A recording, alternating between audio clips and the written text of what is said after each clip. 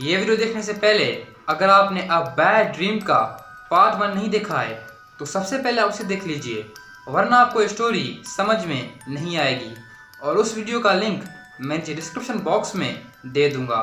आप उस लिंक पर क्लिक करके वो वीडियो देख सकते हैं। और अब इस वीडियो को स्टार्ट करते हैं। वैन में बैठने के बाद मिस्टर अजीज ने ड्राइवर को कहा कि उन्होंने ये घर 10 दिन के लिए रेंट पर लिया है। तो ड्राइवर ने कहा कि उस एरिया में जितने भी लोग रहते हैं उनका कहना है कि ये घर हॉन्टेड है।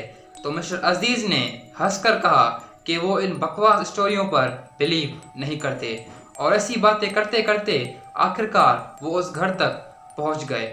और घर पहुंचने के बाद उन्होंने अपना सामान जल्दी से उतारा, ड्राइवर को पैसे दिए और उन्होंने वो घर देखा। तो घर बहुत ही बड़ा और हवादार था और सामने से विलेज का एक अच्छा सा व्यू जाहिर हो रहा था। और उन्हें ये घर बिल्कुल भी अजीब नहीं लगा, बल्कि इन्हें ये घर बहुत पसंद आया। और इस घर में 3 रूम थे।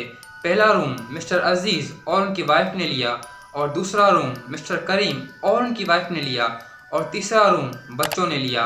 और वो रूम बहुत ही बड़ा था, क्योंकि बच्चे बहुत ज़्यादा थे इसलिए उन्हें बड़ा कमरा दिया गया। और फिर सबने अपना सामान अनपैक किया और फिर लंच करने के बाद शाम को वो गार्डन में टहलने गए। और फिर रात को डिनर करने के बाद सब अपने रूम्स में सोने के लिए चले गए, क्योंकि वो बहुत थके हुए थे। और फिर अगली सुबह सब बहुत जल्दी उठे और फिर ब्रेकफास्ट करने के बाद वो लोग विलेज में गए और वो विलेज के कुछ लोगों से मिले। तो उन्हीं लोगों ने इनसे पूछा कि आप लोग कहाँ रहते हैं। तो इन्होंने बताया कि हम इस घर में रहते हैं। तो विलेजर्स शॉक्ड हो गए और उनमें से एक विलेजर ने कहा कि जितना जल्दी हो सके इस घर को छोड़कर चले जाओ, नहीं तो भूत तुम पर हावी हो जाएगा। फिर वो लोग हंसने लगे और उन्होंने कहा कि भूत जैसी कोई चीज़ नहीं होती। तो विलेजर्स ने कहा कि अल्लाह तुम्हारी हिफाजत करे। और फिर बहुत से दिन गुजर गए और इन्होंने बहुत इन्जॉय किया और इन्होंने बहुत रिलैक्स भी फील किया। और इनमें से किसी का भी मन नहीं था वापस जाने का। और फिर 1 हफ्ता गुजरने के बाद कुछ अजीब सी चीज़ें होने लगी घर में। 7वीं रात मिस्टर करीम अपने रूम में सो रहे थे। अचानक से किसी ने उनकी ब्लैंकेट को खींचा और फिर उन्होंने सोचा कोई बिल्ली वगैरह होगी, और उन्होंने अपनी ब्लैंकेट को ऊपर किया और फिर सोने लगे। और फिर दोबारा से यही सेम चीज़ हुई, और इस बार उन्होंने अपनी ब्लैंकेट को ज़ोर से पकड़ा और अपने सर और अपने पैरों को ब्लैंकेट से कवर कर लिया। और फिर इसके बाद किसी ने उनके बेड को खींचना शुरू किया।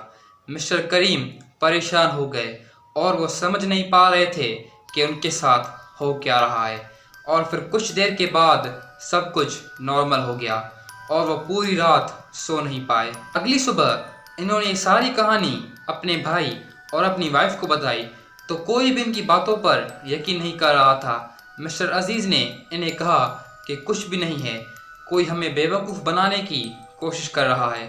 पर ये कोशिश करते रहे सबको मनाने की, पर सब लोग इनकी बातों पर हंस रहे थे। तो दोस्तों, क्या होने वाला है आगे? क्या कोई मिस्टर करीम की बातों पर यकीन करेगा? और ये जो अजीब सी चीज़ें हो रही थी इस घर में, क्या वो कोई भूत कर रहा था या कोई इनके साथ मजाक कर रहा था? तो दोस्तों, मिलते हैं अब बैड ड्रीम के पार्ट 3 में। और पार्ट 3 के एंड में आपको एक शॉकिंग बात पता चलेगी। तो पार्ट 3 देखना भूलना मत। अपना बहुत बहुत ख्याल रखिएगा। थैंक यू एंड अल्लाह हाफिज़।